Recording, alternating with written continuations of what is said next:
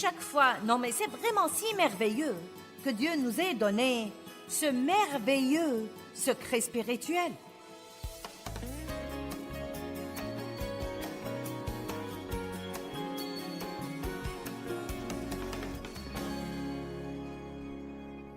Les paroles ont une puissance créative. Quand Dieu a commencé à créer ce que nous connaissons maintenant comme le monde, il a dit quelque chose. Il n'a pas juste pensé, il a dit que la lumière soit. Il a annoncé d'avance ce qu'il voulait voir arriver. La puissance des paroles a divers aspects dont nous pouvons parler. Nous avons dit la nuit dernière que les paroles de notre bouche affectent l'onction sur nos vies, ou la puissance de Dieu sur nos vies, ou la présence de Dieu dans nos vies, et que parfois nous parlons d'une façon qui attriste le Saint-Esprit, et nous sentons par conséquent moins sa présence dans nos vies. Nous nous sentons affaiblis plutôt que fortifiés pour faire les choses que nous voulons faire. Vous pouvez donc accroître la puissance dans votre vie en apprenant à mieux parler. Et qui ne voudrait pas faire ça? Si vous savez que vous pouvez accroître la puissance dans votre vie en apprenant à mieux parler, qui ne voudrait pas faire ça? Eh bien, je vais vous apprendre aujourd'hui comment vous pouvez instantanément accroître votre joie. Instantanément. Non mais, vous pourriez avoir cet après-midi plus de joie que vous n'auriez eu si vous n'étiez pas là aujourd'hui pour écouter ce que je me prépare à vous dire. Parce que vos paroles affectent non seulement votre niveau de joie, mais encore le niveau de joie de toutes les personnes qui vous entourent. Votre salut a-t-il atteint votre bouche? Votre bouche est-elle sauvée? Je me souviens que le Seigneur, il y a très longtemps, m'a dit « Tu sais, Joyce, tu es sauvée, mais tu n'en as sûrement pas l'air. Il est temps que ta bouche soit sauvée aussi. » Et donc, je crois que Dieu a amené certains d'entre vous ici parce qu'il est temps que vous mettiez vos lèvres sur l'autel.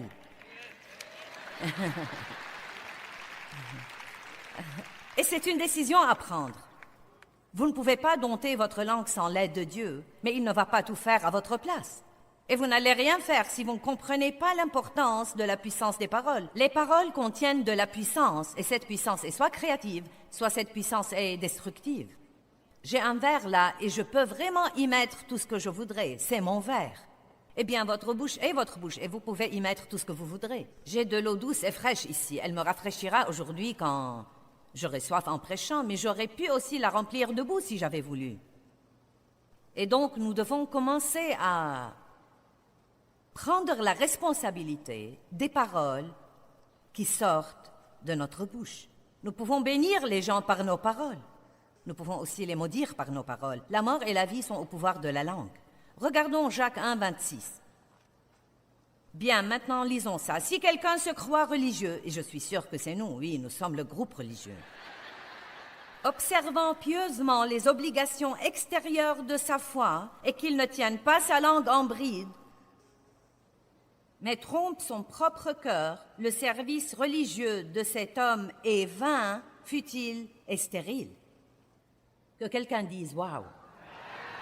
Maintenant, il y a bien sûr des gens qui comprennent ça et qui exercent beaucoup de maîtrise de soi avec leur bouche. Mais honnêtement et sincèrement, parfois, les gens extrêmement religieux, surtout s'ils penchent vers le côté légaliste de la religion, ces gens peuvent être certains des pires jaseurs au monde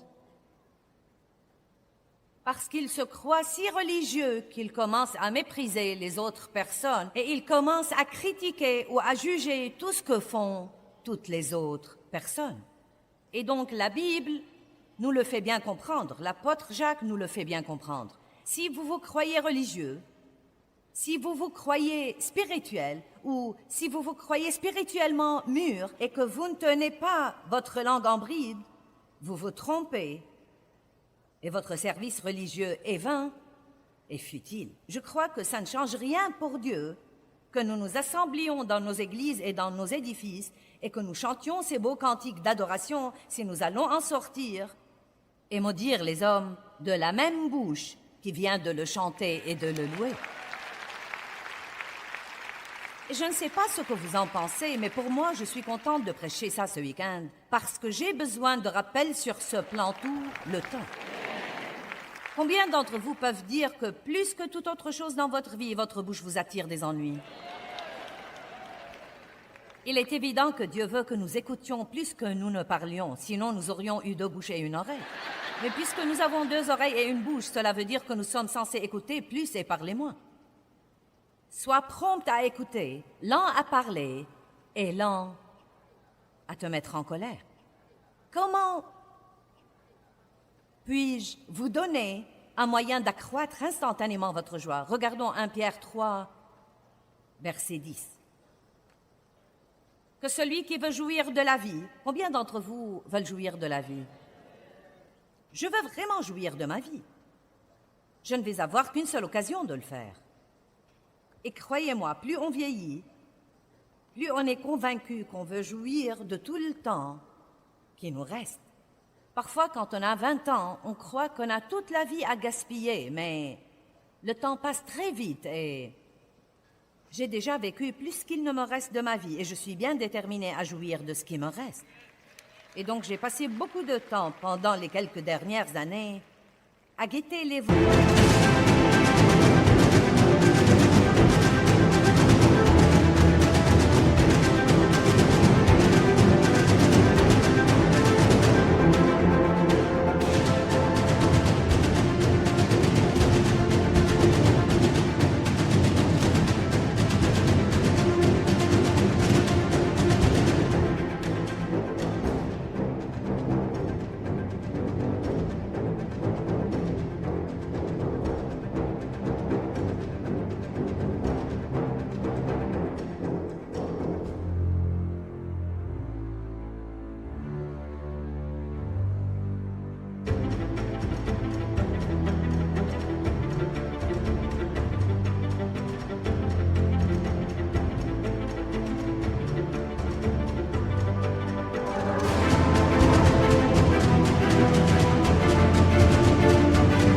Voleur de joie dans ma vie. Et c'est ce que fait le diable, c'est un voleur de joie. Le voleur ne vient que pour tuer, voler et détruire.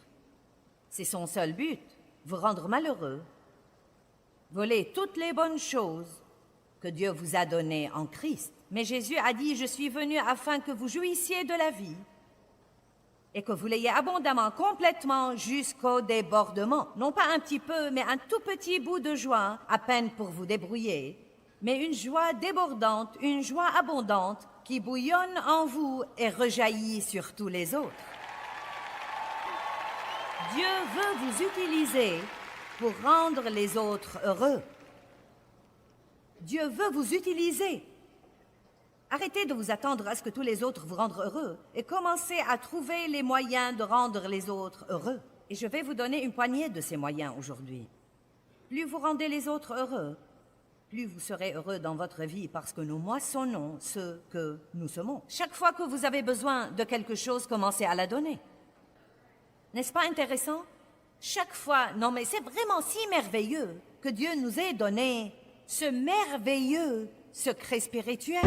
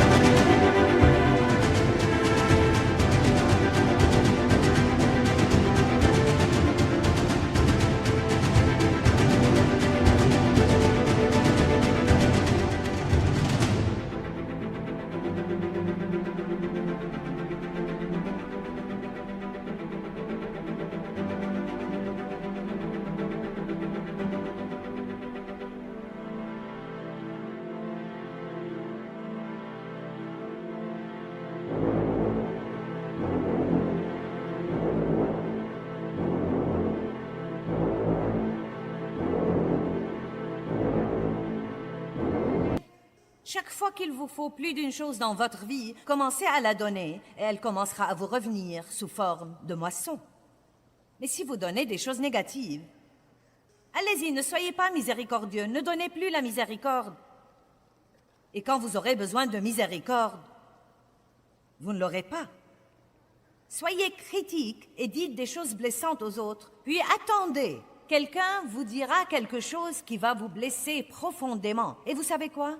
Vous allez le mériter parce que vous l'avez dispensé. C'est étonnant que nous n'arrivions pas à croire les choses que les gens nous disent alors que nous avons dit exactement les mêmes choses. Et nous l'avons oublié. Je suis contente que certains d'entre vous sourient. Je prêche mieux quand vous souriez.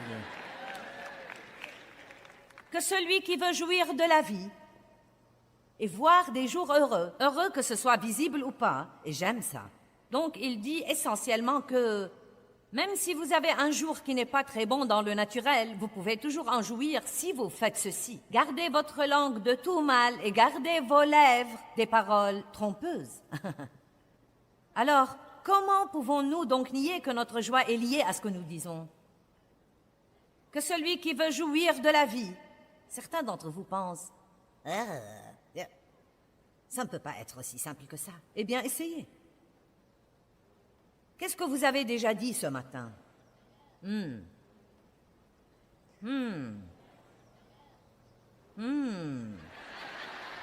La plupart de nous n'y pensent jamais. Nous nous levons et nous jacassons.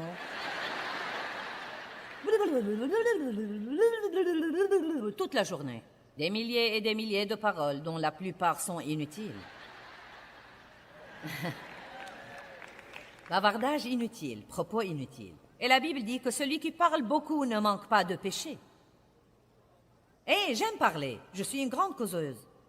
Mais j'ai appris que je dois dire des choses qui ont une puissance positive en elles et ne pas dire des tas de trucs qui vont empoisonner mon esprit et l'esprit de tous ceux qui m'entourent. Amen. Vous pouvez utiliser votre bouche pour être une bénédiction pour les autres. Les paroles sont puissantes. Le monde est plein de paroles. Des paroles dans les livres, des paroles à la télé, des paroles dans les magazines, des paroles dans les journaux, des paroles dans les écoles. Nous sommes instruits par les paroles. La connaissance vient des paroles. Les paroles sont très, très importantes. Et pensez que nous pouvons choisir les paroles que nous voulons prononcer et que nous pouvons en faire soit de bonnes choses, soit de mauvaises choses, est un grand privilège. Mais chaque fois que nous avons un privilège, c'est aussi une énorme responsabilité. Amen. Qui veut prendre la responsabilité de ces paroles? Bravo, je suis d'accord avec vous. Ça va venir. C'est un côté que vous devez probablement étudier de temps en temps toute votre vie. Car la bouche, la langue ressemble à un animal sauvage. Et j'ai un verset pour le confirmer. La langue ressemble vraiment à un animal sauvage et vous devez la maîtriser. Et le seul moyen de faire ça, c'est de compter vraiment sur Dieu et d'en faire une prière quotidienne. Il y a 2 ou 3 versets que je proclame sur ma vie, presque tous les jours. Que les paroles de ma bouche et la méditation de mon cœur soient agréables devant toi. Et Dieu met une garde à ma bouche afin de ne pas pécher contre toi par ma langue. Le roi David priait ces choses. C'est le grand psalmiste David, le doux petit David, le berger David, le roi David, et il priait tout le temps que Dieu l'aide avec sa langue. Nous devons comprendre que ce n'est pas quelque chose que nous pouvons assumer tout seuls. Satan utilise la bouche des gens pour apporter la douleur et la peine, mais Dieu veut l'utiliser pour apporter la joie et la paix. Vous pouvez édifier avec votre bouche, vous pouvez démolir. Vous pouvez soit édifier et exhorter, soit complètement dégonfler les autres. Vous pouvez soit susciter la réussite des gens par ce que vous leur dites, soit causer leur échec par ce que vous leur dites. Quelle responsabilité vous assumez? Si vous voulez jouir de votre vie, gardez votre langue du mal. Eh bien, quelles sont les choses qui seraient considérées comme mal? Le commérage? La critique? N'est-ce pas étonnant? Revenons au commérage. N'est-ce pas étonnant la rapidité avec laquelle les mauvaises nouvelles circulent? Je vous dis la vérité. Quelqu'un à l'autre bout du monde fait quelque chose de mauvais. Et en 24 heures, tout le monde le sait. Je me demande ce qui arriverait si les bonnes nouvelles allaient aussi vite. Car il y a de bonnes choses qui se passent aussi. Mais pour quelque raison, la chair humaine, quand elle n'est pas contrôlée par Dieu, n'est pas aussi intéressée à raconter les bonnes choses qu'à raconter les mauvaises choses. La chair a un petit frisson pervers en disant « Vous n'allez pas croire ce que je vais vous raconter ».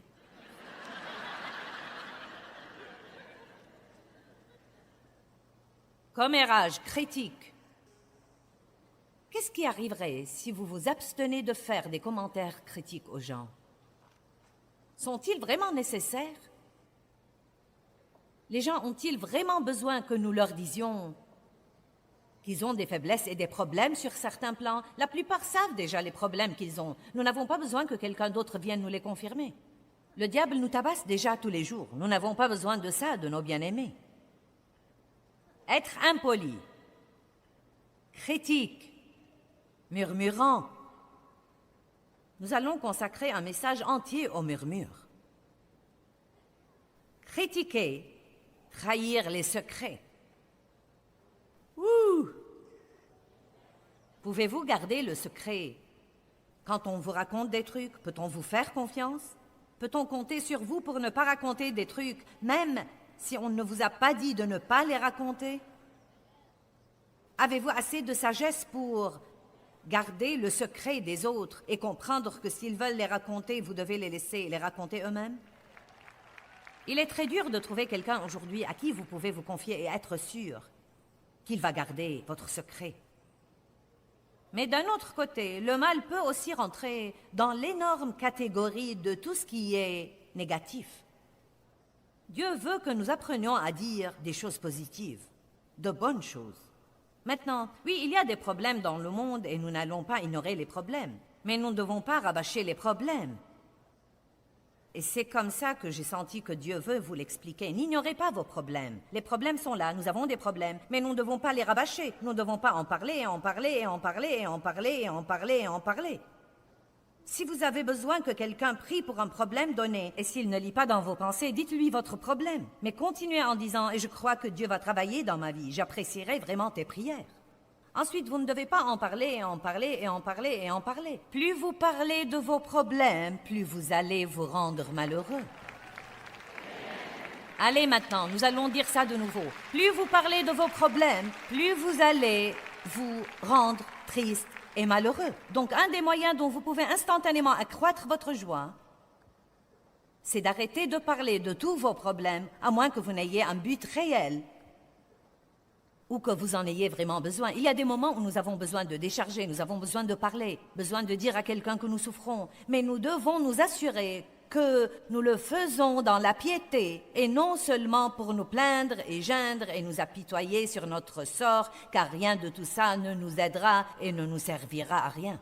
Laissez-moi le dire encore une fois. Plus nous parlons de nos problèmes, plus nous diminuons notre joie. Et pour que ceux qui sont chez eux ne croient pas que j'ai oublié qu'ils sont là et qu'ils nous regardent à la télé, une parole spéciale pour vous. Plus vous parlez de vos problèmes,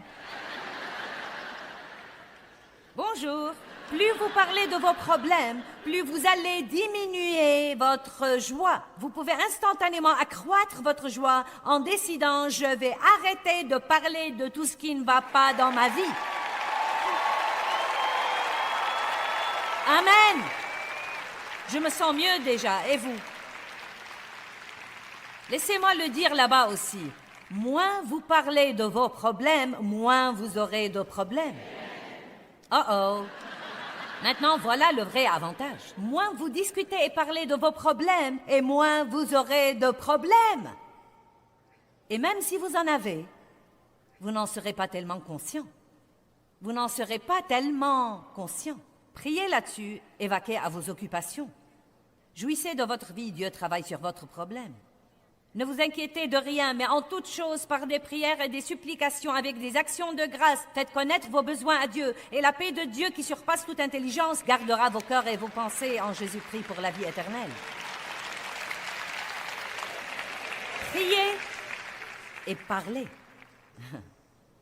Et ne priez pas pour dire ensuite quelque chose qui donne l'impression que vous n'avez pas prié. Est-ce que vous dites ce que vous priez?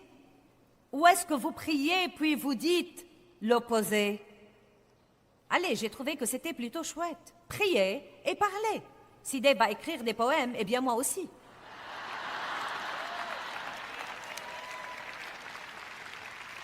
Vous voyez, parfois je crois que nous devons faire attention de ne pas prendre l'habitude de prier comme une activité religieuse ou une obligation. Mais quand nous prions et que nous demandons à Dieu de changer quelque chose dans nos vies, est-ce que nous libérons notre foi et nous croyons vraiment à ce moment-là, au moment où nous prions, que Dieu va travailler sur cette situation? Au moment où je prie et que je reçois l'exaucement dans mon esprit, oui, il va y avoir une période d'attente, nous recevons par la foi et la patience.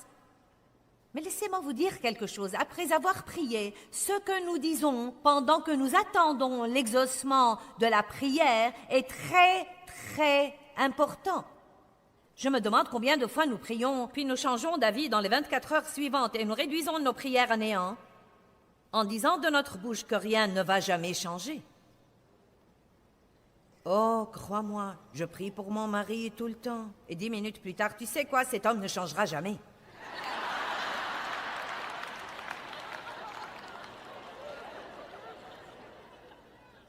Je prie vraiment pour mes finances, je prie Dieu de me donner une augmentation.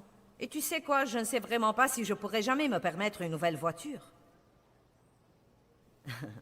Priez et dites quelque chose qui va faire valoir vos prières. Donnez à Dieu quelque chose pour travailler avec. Ne priez pas une prière religieuse. Donnez-lui quelques paroles positives remplies de foi pour travailler avec. Dieu, je crois que tu travailles dans ma vie. C'est quelque chose que j'ai appris et je le pratique depuis de nombreuses années. Après la prière, je commence à croire que Dieu travaille indépendamment de ce que je vois et de ce que je ressens. Laissez-moi vous dire quelque chose. La plupart du temps, quand nous voyons le moins et que nous sentons le moins, c'est là que Dieu travaille le plus. Vous m'avez entendu? Quand vous voyez le moins et que vous sentez le moins, c'est dans ces moments-là que Dieu travaille le plus. Dieu travaille en secret et ensuite, subitement, il met les choses au grand jour. Amen? Vous devez donc être positif et croire. Et chaque fois que vous priez pour quelque chose, quand le diable essaye de vous le rappeler comme un souci, ouvrez la bouche et dites « Je crois que Dieu travaille sur cette situation ». Donnez à Dieu des paroles remplies de foi. Je crois que tu travailles, Dieu. Je crois que tu travailles. Et non pas, je n'ai pas l'impression que quelque chose se passe. Eh bien, je ne sais vraiment pas si Dieu a écouté ma prière. Je ne sais pas parce que je ne vois rien arriver. Je ne sais vraiment pas si je peux tenir, Dieu. Je n'ai vraiment pas l'impression que tu travailles. Est-ce que quelqu'un comprend ce que je dis? Donc nous prions, mais que disons-nous après avoir prié? Exercez-vous, dites « je prie ». Mais ensuite, qu'est-ce que je dis après avoir prié? Nous devons dire ce que nous avons prié. Bien, louez Dieu.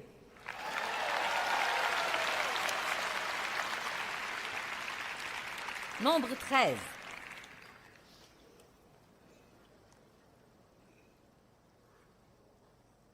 Ce n'est pas parce qu'il y a de mauvaises choses qui se passent autour de vous que vous devez forcément en parler.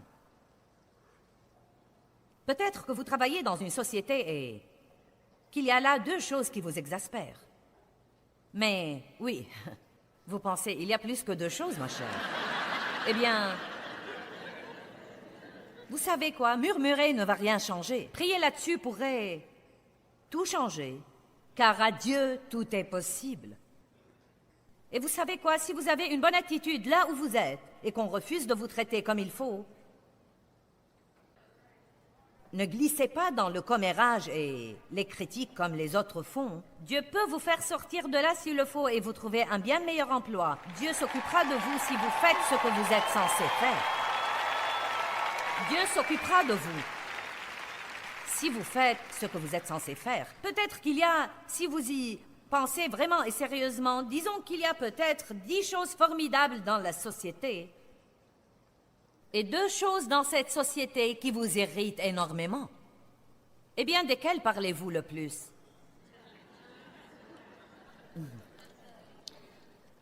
Je vais vous laisser y penser une minute.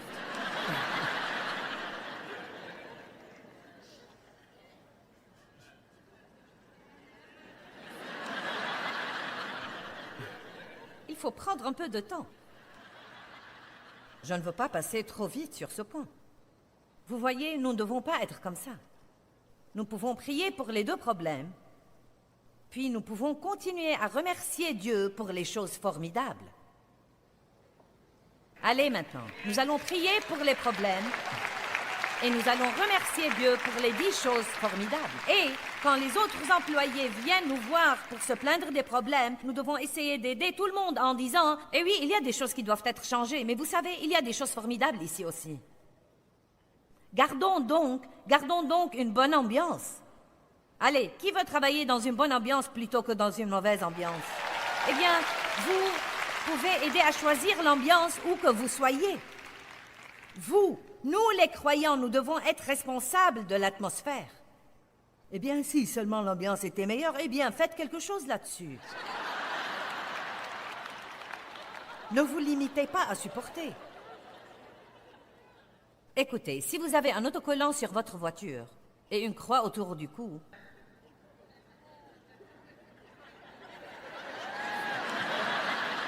et si vous vous asseyez à la table du déjeuner et que vous potinez comme tous les autres, ne croyez pas un seul instant qu'ils ne vous jugeront pas. Nous devons porter du fruit. Et non seulement un tas d'autocollants et des bijoux chrétiens. Vous devez commencer à agir comme Dieu veut que vous agissiez. Car même les croyants qui vous tentent de pécher vous jugeront sévèrement si vous faites ça. Ils ont besoin de vous voir ferme et fort et donnant l'exemple dans le monde où nous vivons aujourd'hui. Nous sommes censés être des lumières dans un lieu obscur et un des moyens dont nous pouvons allumer ces lumières, c'est de fermer nos bouches.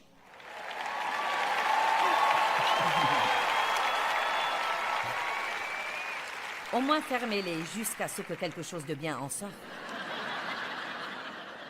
Et vous savez, le Saint-Esprit, si vous commencez à prier là-dessus, le Saint-Esprit vous convaincra juste avant d'être prêt.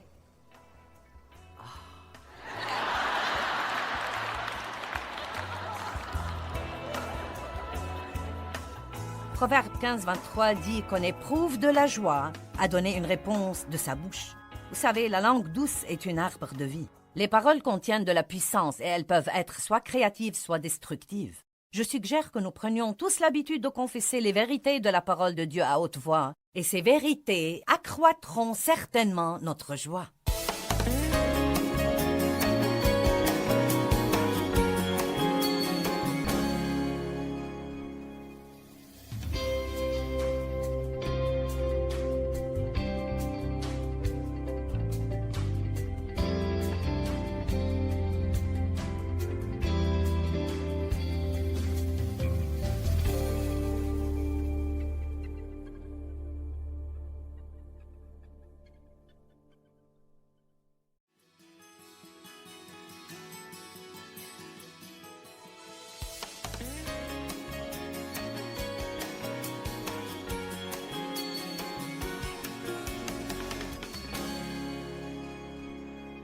Si on peut accroître la puissance dans notre vie en apprenant à mieux parler, qui ne voulait pas faire ça?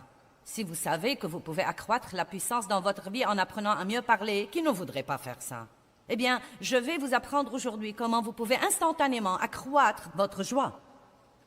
Instantanément. Non, mais vous pouvez avoir cet après-midi plus de joie que vous n'auriez eu si vous n'étiez pas là aujourd'hui pour écouter ce que je me prépare à vous dire, parce que vos paroles affectent non seulement votre niveau de joie, mais encore le niveau de joie de toutes les personnes qui vous entourent. Votre salut a-t-il atteint votre bouche? Votre bouche est-elle sauvée? Je me souviens que le Seigneur m'a dit il y a très longtemps, « Tu sais, Joyce, tu es sauvée, mais tu n'en as sûrement pas l'air. Il est temps que ta bouche soit sauvée aussi. » Et donc, je pense que Dieu a amené certains d'entre vous ici parce qu'il est le temps que vous mettiez vos lèvres sur l'autel.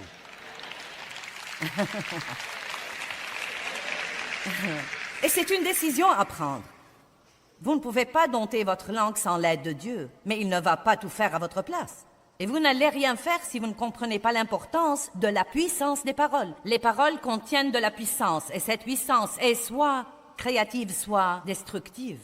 J'ai un verre là, et je peux mettre dans ce verre tout ce que je voudrais. C'est mon verre. Eh bien, votre bouche est votre bouche, et vous pouvez y mettre tout ce que vous voudrez. J'ai de l'eau douce et fraîche ici. Elle me rafraîchirait aujourd'hui quand j'aurais soif en prêchant, mais j'aurais pu aussi la remplir de boue si j'avais voulu. Et donc, nous devons commencer à prendre la responsabilité des paroles qui sortent de notre bouche. Nous pouvons bénir les gens par nos paroles. Nous pouvons aussi les maudire par nos paroles. La mort et la vie sont au pouvoir de la langue. Nous devons porter du fruit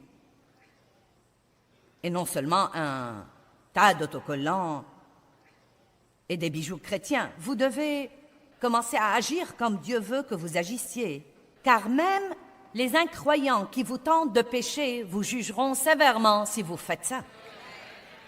Ils ont besoin de vous voir debout et fort et donner l'exemple dans le monde où nous vivons aujourd'hui. Nous sommes censés être des lumières dans un lieu obscur et un des moyens dont nous pouvons allumer ces lumières, c'est de fermer nos bouches.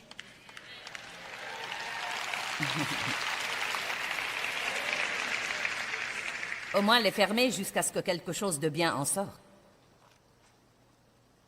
Et vous savez, le Saint-Esprit, si vous commencez à prier là-dessus, le Saint-Esprit vous retiendra juste avant d'être prêt. Ah.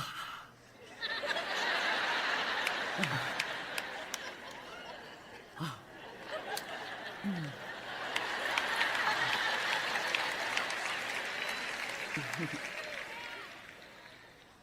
Vous savez ce qui m'a aidé à surmonter ce problème au début, il y a bien des années?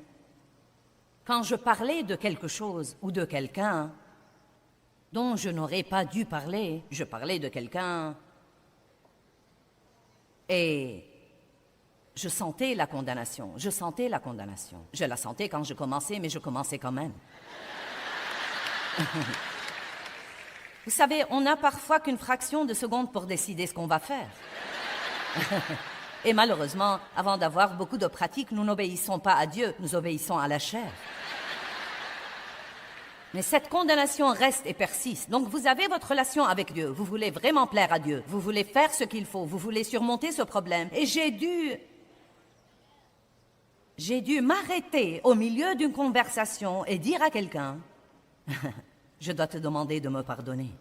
C'est une chose dont je n'aurais pas dû parler. J'ai eu tort de faire ça.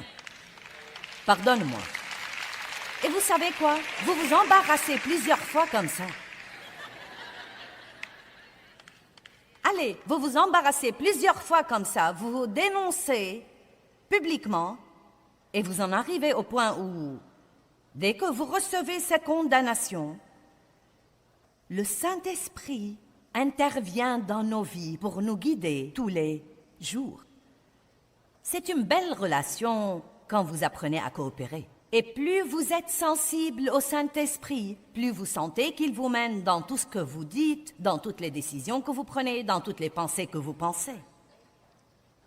C'est une chose progressive. Mais si nous ne commençons pas quelque part, nous n'arriverons jamais nulle part. Pour certains, c'est une nouvelle toute nouvelle. Vous n'avez jamais rien entendu de pareil auparavant.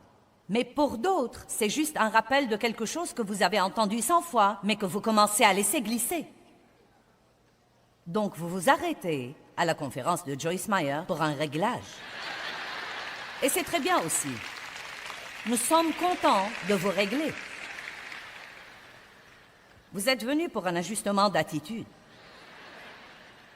Nombre 13, nous voyons une belle situation où Moïse, sur l'ordre de Dieu, envoie des espions dans le pays de Canaan, la terre promise, pour voir si le fruit de ce pays était vraiment aussi bon que Dieu l'avait dit. Est-ce que le fruit de ce pays allait être aussi bon que nous pensons qu'il serait? Et quand ils sont allés, verset 27, nous sommes allés dans le pays où tu nous as envoyés. Et vraiment, c'est un pays où coule le lait et le miel, et en voici le fruit. Et le fruit était en fait si grand qu'ils ont dû porter une grappe de raisin sur une perche, une longue perche placée sur les épaules de 2 hommes. C'était un fruit formidable. Oui, c'est ça, le fruit était formidable. Verset 28, mais, et c'est là que nous avons des ennuis. Oui, je suis très heureux d'avoir un travail, mais... Eh bien oui, bien sûr, je suis contente d'avoir un mari, mais... Eh bien ouais, j'aime vraiment ma maison, mais... Vous savez, nous tuons notre joie avec les mais. Y a-t-il quelqu'un là? Vous pouvez tuer votre joie avec des mais. Puis-je donc vous dire, débarrassez-vous de vos mais? Je voulais dire ça depuis longtemps et je l'ai finalement fait.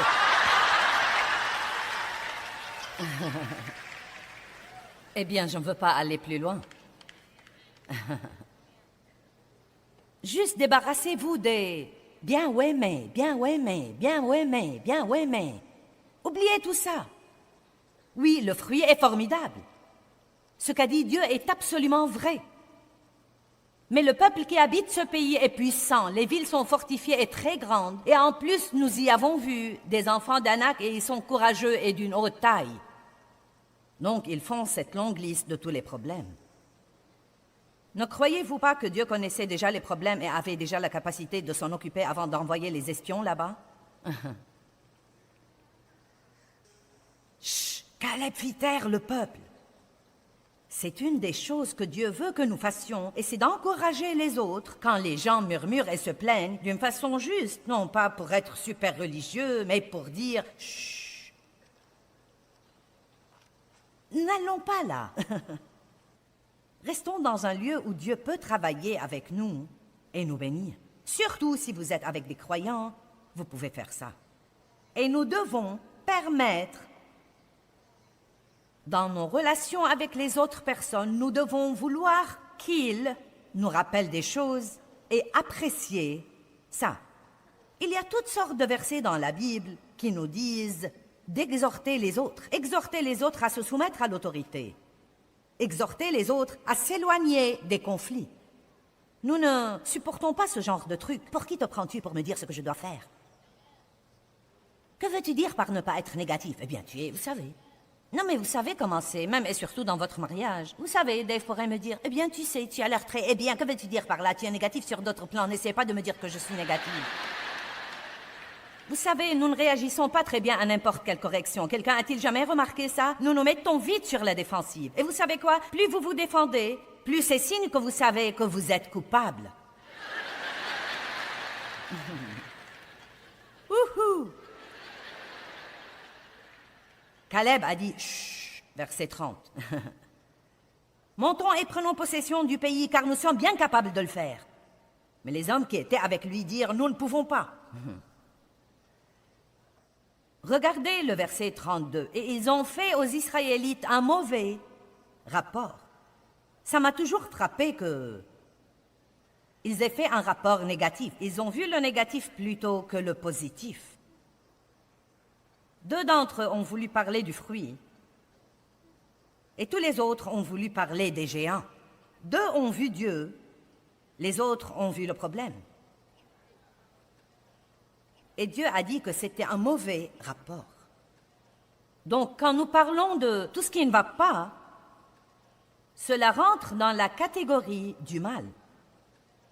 Gardez votre langue du mal et vos lèvres des paroles trompeuses si vous voulez accroître votre joie. Combien d'entre vous croient avec moi que si vous parlez de choses heureuses, vous vous sentirez plus heureux?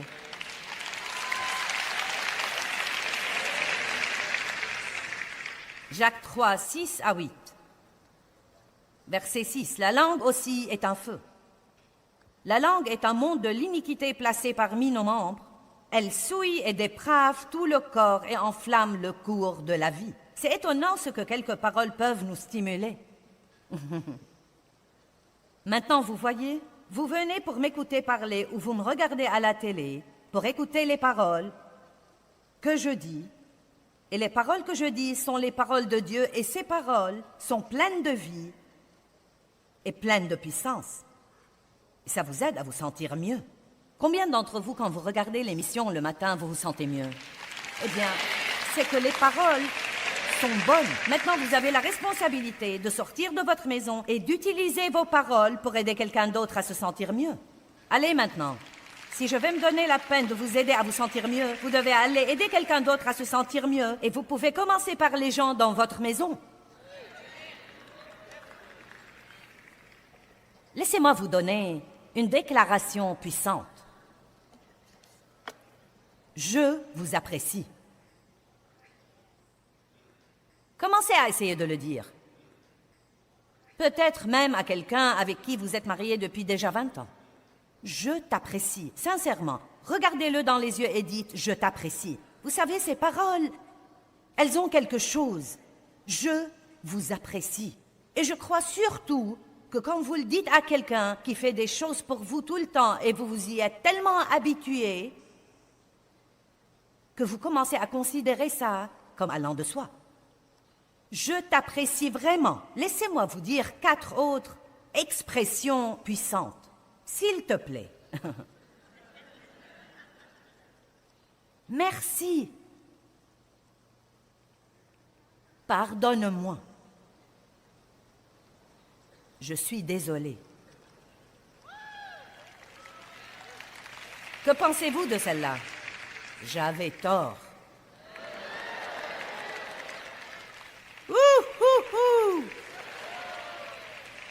Savez-vous combien de querelles vous pouvez vous épargner en disant simplement « j'avais tort » 3 petits mots qui pourraient vous épargner des jours de colère, de mal de tête, de mal d'estomac, d'être épuisé, angoissé, difficile à vivre toute la journée, juste en disant « j'avais tort ». Je suis désolée. Vous n'avez pas tous l'air d'être prêts à faire ça, je ne sais pas. Allez, exerçons-nous, dites « j'avais tort ». Ah. T'es-tu exercé, Dave, car je veux l'entendre davantage.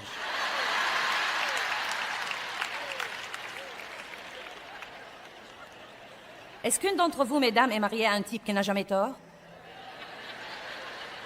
Vous voyez, je sais que vous pensez, alors si seulement mon mari était ici, je vais acheter cette bande et la mettre à la maison et hausser le volume.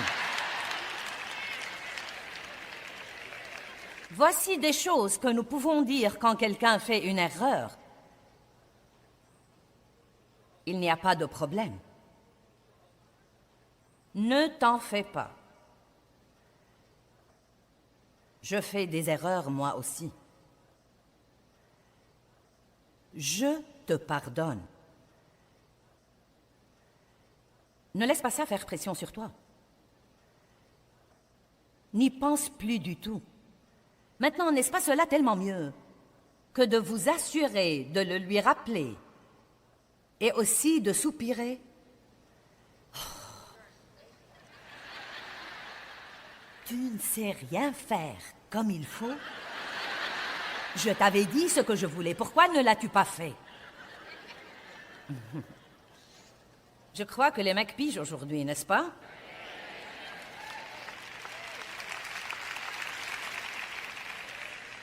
Proverbe 18,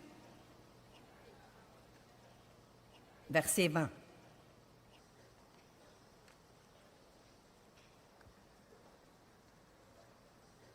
Je parle sérieusement. La langue déchaînée ressemble à un animal sauvage. La Bible dit qu'elle ressemble à une bête indomptable. Aucun homme ne peut dompter la langue, c'est pourquoi nous devons impliquer Dieu. Et donc, même si vous êtes d'accord avec Dieu pour faire ça, vous trouverez que votre langue veut juste... Surtout si vous êtes avec d'autres personnes qui font ça. Nous ferions tous mieux de choisir des amis qui savent parler. Amen. Bon, j'ai environ peut-être 10 personnes qui sont d'accord avec moi. Combien d'entre vous passent trop de temps avec des gens qui potinent et critiquent et ont toutes sortes de... Vous voyez, regardez-moi ça. Regardez-moi ça, eh bien, faites-vous d'autres amis. Eh bien, je suis mariée au mien.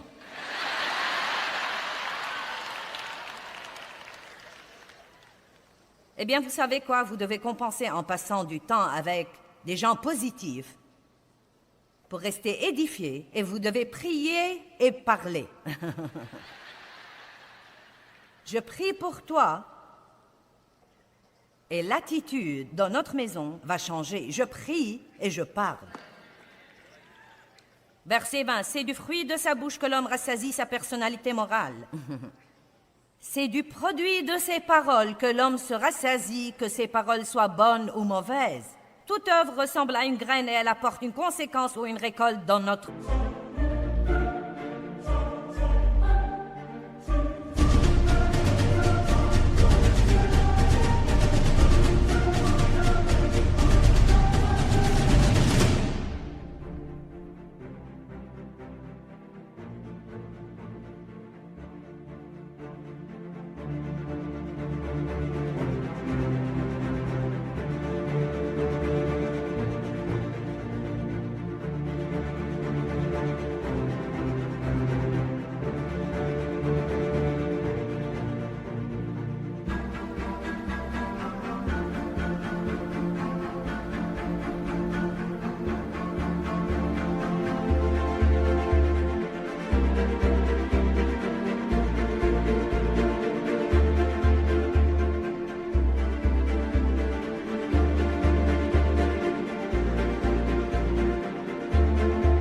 vie.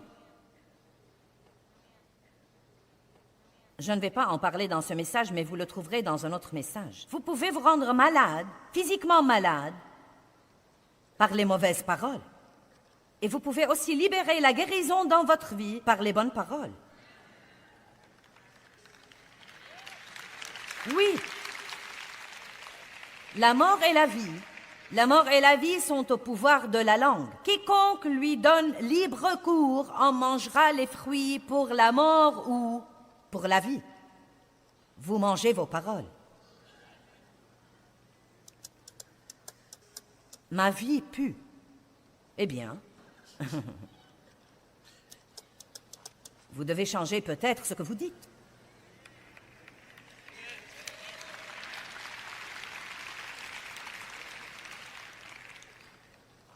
Vous pouvez accroître votre joie et la joie de tous ceux qui vous entourent par les bonnes paroles. Par les mauvaises paroles, nous empoisonnons non seulement notre joie, mais encore la joie de ceux qui nous entourent. La négativité entraîne finalement tout le monde et elle met un « surtout ». Les remarques désobligeantes sur les autres. Si vous me parlez et que vous me dites quelque chose de désobligeant ou critique sur quelqu'un d'autre, même si je dis que je ne le crois pas, ça s'infiltre au-dedans de moi et je dois maintenant lutter contre la tentation de regarder cette personne différemment de comment je la voyais. Vous comprenez?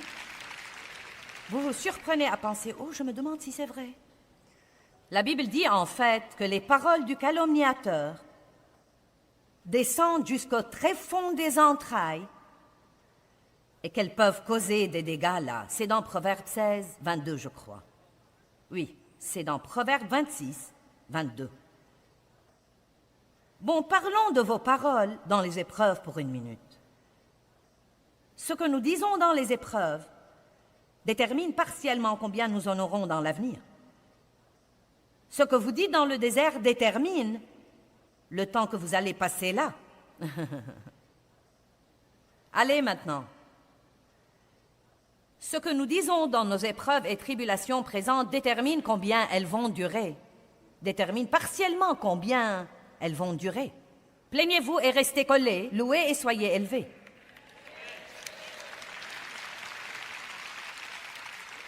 Mais nous garderons ça pour le message sur les murmures. Votre problème est-il vraiment votre problème? Ou est-ce votre attitude ou vos paroles? Est-ce vraiment le problème? Pouvez-vous changer radicalement votre problème? Pouvez-vous partir d'ici aujourd'hui et vous rendre plus heureux en parlant de vos problèmes d'une façon différente? Au lieu de dire « je ne peux plus supporter ça », pourquoi ne pas dire « ceci aussi passera ». Elle est bonne celle-là. Il y a de petites expressions que vous devez adopter. Sortez du lit le matin et dites quelque chose de bien va m'arriver aujourd'hui. Et chaque fois que quelqu'un vous parle et vous dit « Eh bien, je suis au courant de votre problème », n'avez-vous pas parfois envie de lui dire « Je l'ai vraiment oublié, pouvez-vous vous taire ?»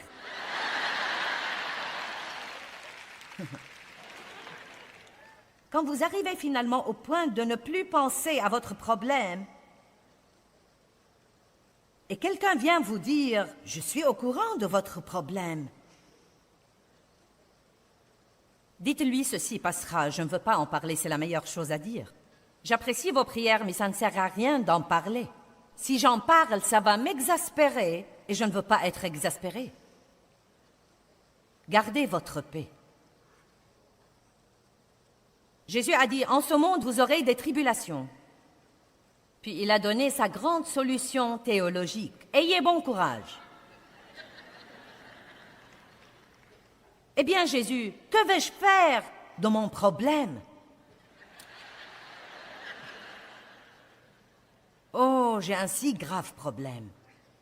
Ayez bon courage, car j'ai vaincu le monde. Et vous ne pouvez pas rester heureux si vous ne parlez pas de la solution, mais du problème. Je suis vraiment si contente que Dieu m'ait appris et m'apprend tous les jours comment parler. Comment parler? Vous allez voir dans un de ces autres messages que Paul a dit à l'église de Corinthe, « Vous êtes des bébés, vous ne savez pas encore parler. » Eh bien, évidemment, il savait parler, mais il ne disait pas ce qu'il fallait dire. Arrêtez de parler de tout ce qui ne va pas. Passez votre test. La prochaine fois où vous avez une épreuve ou une tribulation, prenez la décision d'aller vraiment jusqu'au bout et de ne rien dire de négatif. Vous allez prier et ensuite vous allez parler. Ça ne sert à rien de prier si nous ne disons pas quelque chose qui s'accorde avec ce que nous avons prié. Et je crois que ce que je partage au sujet de prier et de dire des choses, je crois que c'est important pour cette session aujourd'hui. Je le crois vraiment, car nous avons tous tendance à prier comme... Vous savez, comme ça, nous lançons cet espoir fou que peut-être Dieu fera quelque chose. Mais si nous croyons vraiment qu'il travaille, et c'est ce que nous dit en fait la Bible, si nous croyons vraiment que Dieu travaille, j'ai prié et j'ai ouvert une porte à Dieu pour travailler, et je crois que Dieu travaille et je verrai les résultats de mes prières, si je ne dis pas en attendant des tas de trucs stupides qui réduiront mes prières à néant. Et c'est là que vient le test, car c'est pendant ce temps d'attente que vient la pression, et vous voulez juste... C'est si dur de ne pas dire quelque chose. Vous savez pourquoi? Parce que nous voulons dire ce que nous sentons, et nous voulons dire ce que nous pensons.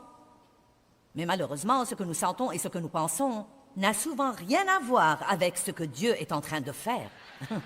Ça n'a rien à voir avec la foi et avec ce que Dieu fait. C'est pourquoi nous devons apprendre vraiment à dire ce que dit la parole et non ce que nous sentons et ce que nous... Eh bien, je pense. Eh bien, vous savez, je dis n'importe quoi, je pense. Eh bien, le pire endroit pour avoir quoi que ce soit, c'est de dire n'importe quoi.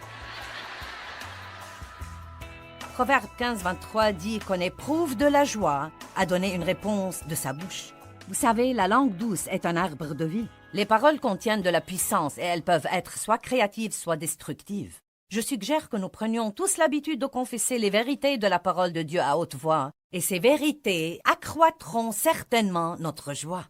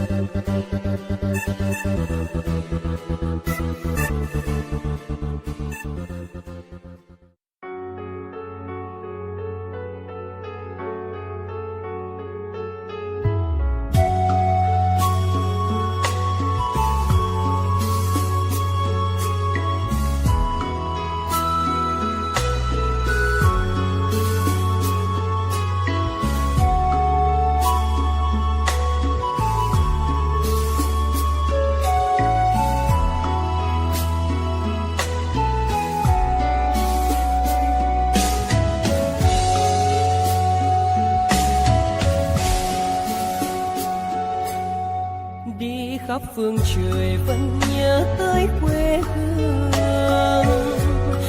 Người về đây thăm làng Trù quê mẹ và làng Sen quê cha, xúc động bồi hồi người rơi giọt lệ, thương mái nhà tranh thương đất mẹ nghèo,